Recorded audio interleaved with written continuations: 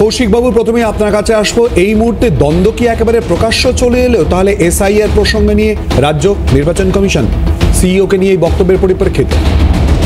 দেখুন, সিইও কে নিয়ে আমাদের মাননীয় মুখ্যমন্ত্রী যে বক্তব্য করেছে সেটা আপনারাও শোনালেন এবং এটা একদমই পাবলিক ডোমেনে রয়েছে। জাতীয় নির্বাচন কমিশন যে রিপোর্ট চেয়ে পাঠিয়েছে, তাদের রাজ্য দপ্তর তাদেরকে কি রিপোর্ট দেবে জানি না। আমরা শুধু তৃণমূল কংগ্রেসের মুখপাত্র হিসাবে একটাই কথা বলবো, যদি একজন বৈধ ভোটারের নামও আপনারা পশ্চিমবঙ্গের ভোটার তালিকা থেকে বাদ দেওয়ার চেষ্টা করেন, তাহলে তার পরিণতি কি হবে আপনারা দেখে নেবেন। আপনাদের এই কথাটা এই চ্যানেলের মাধ্যমে চ্যালেঞ্জ করে বললাম। 2 নম্বর হচ্ছে, সিইওতে বিহারের অবস্থা দেখেছেন, ছিল তো 18 লক্ষ নাম অ্যাড করতে হয়েছে, আরো 3 লক্ষ নাম ইন দ্য ওয়েটিং লিস্ট। যে নির্বাচন কমিশন একটা এসআইআর করার নাম করে 65 লক্ষ নাম বাদ দিয়েছিল, তার মধ্যে আবার 18 লক্ষকে অ্যাড করতে হয়। হাইকোর্টের কাছে গালে সপাটে থাপ্পড়কে আধার কার্ডকে আবার মান্যতা দিতে হয়। সেই এসআইআর কি আপনাদের কখনো মনে হয় না সম্পূর্ণ রাজনৈতিক উদ্দেশ্য প্রণোদিত? বিজেপির একজন রাজনৈতিক নেতা কি করে বলতে পারেন 1 থেকে 1.5 কোটি ভোট বাদ দেবো?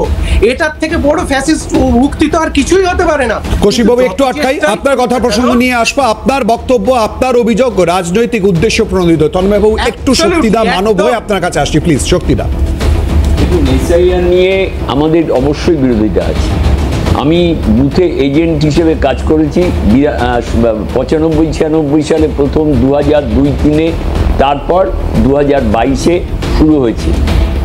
আপনারা দেখেছেন ভারতবর্ষের লোকসভার বিরোধী দলের নেতা তিনি দৃষ্টান্ত তুলে তুলে, যেমন ধরুন একটা জিরো অ্যাড্রেস দেওয়া হয়েছে, সেখানে 1000 ভোটার বারবার করে তুলে দেখা হয়েছে। কখনো গুজরাট, কখনো হরিয়ানা, কখনো পাঞ্জাব, প্রত্যেকটা জায়গায় দেখা হয়েছে। আজকে কথা হচ্ছে যে একবার বলছে যে এই নথি প্রমাণ চাই। বাবা মায়ের আজ থেকে 40 বা 50 বছর আগে এত প্রসূতি সদন ছিল না, তখন সন্তান বাড়িতেই প্রসব হতো। তাদের বার্থ সার্টিফিকেট কে দেবে? না, আমার প্রশ্ন কিন্তু শক্তিদা, একটা তো এসআইআর যার বিরোধিতা আপনারা রয়েছেন বা বিরোধী রাজনৈতিক দলগুলির বক্তব্য অনেক ক্ষেত্রে উঠে আসছে, কিন্তু এই মুহূর্তে রাজ্য নির্বাচন কমিশনের সিইওর বক্তব্যের প্রসঙ্গে কি একেবারে সংঘাত সামনে চলে এলো? না, এ তো অবশ্যম্ভাবী।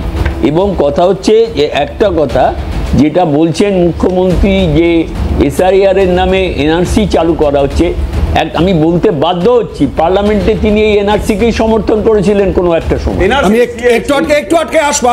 মমতা বন্দ্যোপাধ্যায় এসআইআর এর নামে এনআরসি চালুর প্রসঙ্গ নিয়ে ঠিক কি বলেছিলেন শুনিয়ে দেবো। এনআরসি যখন নোটিশ পাঠাচ্ছে, তার মানে এটা এসআইআর না, এটা এনআরসি। এটা এনআরসি করার চক্রান্ত চলছে, এটা এসআইআর নয়। হ্যাঁ, আমি একটু বলে নিই, 1 মিনিট বলে নিই। এখন ঘটনা হচ্ছে যে যদি এসআইআর এর নামে বৈধ ভোটাররা থাকে তাতে আমাদের কোনো আপত্তি নেই, কিন্তু দেখা যাবে যে বলা হচ্ছে আমি 6, 7, 8 3টে ফর্ম আছে, ইনক্লুশনের জন্য 6, কাটবার জন্য 7, আর 8 হচ্ছে স্থান পরিবর্তনের জন্য। বহু কর্মচারী আছে যারা বিভিন্ন রাজ্যে চাকরি করে, তারা ইলেকশনের সময় এসে ভোট দেয়, তাদের নাম কেটে বাদ দিয়ে দেওয়া হবে। কিন্তু বৈধ ভোটারের নাম কেটে বাদ দেওয়া হবে, এই প্রসঙ্গে আপত্তি, মানে যদি হয় এরকম আপত্তি সকলে থাকবে, এটাই তো স্বাভাবিক। মানব, প্লিজ। আমার পরিষ্কার কথা, মানে আমার এবং আমার পার্টির পরিষ্কার কথা, এসআইআর যেটা হচ্ছে কিসের নিরিখে হচ্ছে এটা 1 নম্বর। কিছুদিন আগে বিহারে এসআইআর হয়েছে, 65 লাখ লোকের নাম বাদ গেছে।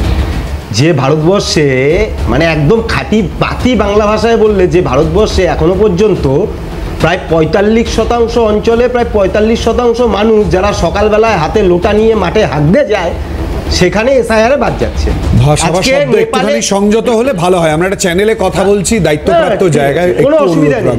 এটা সাংবিধানিক ভাষা, আমি যে কথাটা বললাম, এটা প্রায় 60% মানুষ এই ভাষাতেই বলে। না, তার মানে এটা নয় যে চ্যানেলে বলা যায়। 2 নম্বর হচ্ছে গিয়ে একদম পরিষ্কার বাংলা কথায় বলতে গেলে, এই যে নেপালে মানে গোর্খা অঞ্চলে বন্যা হলো বা এই জায়গাগুলো যে বিধ্বস্ত হলো, তাদের যে সমস্ত নথি ভেসে গেল, তার মানে তারা অবৈধ হয়ে যাবে।